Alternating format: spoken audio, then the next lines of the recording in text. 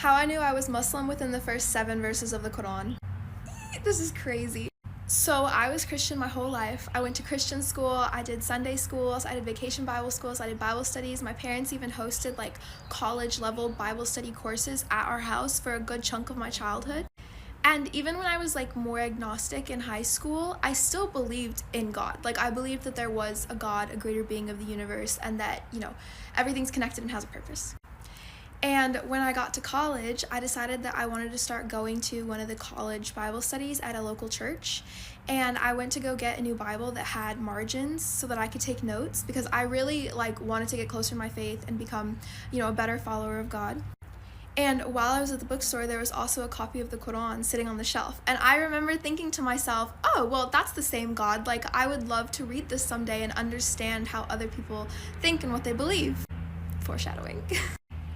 So I take it home and I don't read it for like a year. Like a full year. I was like, nope, I'm focused on the Bible. I'm Christian. Like, I want to have like a very thorough understanding of the Bible before I read the Quran.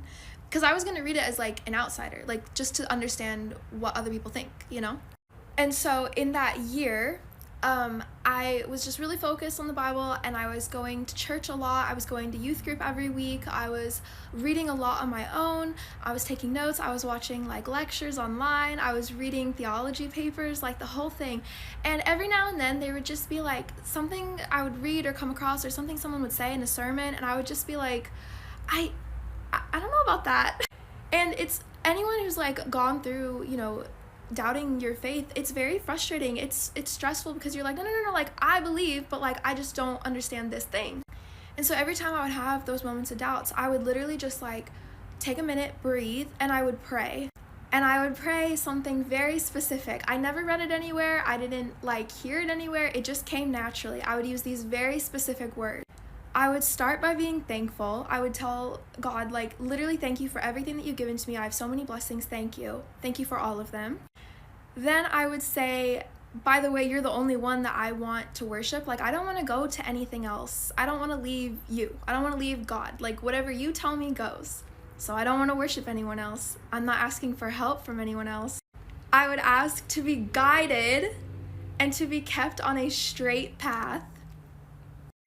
And finally, I would ask to not let me go astray and don't let me become a hypocrite. Y'all, this was my prayer for a year. It just came naturally. Sometimes it was in a different order, but it was definitely in that exact order at least a few times, with those exact words almost every time.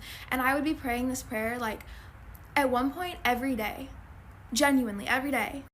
Fast forward to about a year ago, I'm sitting in my bed praying, and I just get this feeling that's like, go read the Quran. You've had it on your shelf for a year now. It's time to go read it. And I was like, okay, sure, I'll go do that. So I go and I get the copy that I had, and I read like a little introduction to the translation, like about the translator, and like a little bit like intro to Islam, and I was like, this is so cool, oh my gosh. And then I opened it up to the first 7 verses, Al-Fatiha, and if you're Muslim, then you probably already picked up on this with what I already said, but if you're not, this is the opening to the Quran in English. In the name of Allah, the most compassionate, most merciful, all praises for Allah, the Lord of all worlds, the most compassionate, most merciful, master of the day of judgment. You alone we worship, and you alone we ask for help. Guide us to the straight path, the path of those you have blessed, not those you are displeased with or those who are astray. Ameen. And I literally remember sitting there after reading this, and the moment that it clicked in my brain that I'd already been praying this for a year, I'm not even exaggerating when I say it felt like a piece of my soul clicked into place. It felt so right, and I literally just remember like that same moment that click happened, the same feeling that told me to read the Quran said, you want a guidance? This is it. And I started crying. I tried to get up to like walk to a different room or something, and I literally couldn't stand. I fell to the ground, and I put my face on the ground like how Muslims pray, and at the time I did not know that that's how Muslims prayed, and I literally couldn't speak.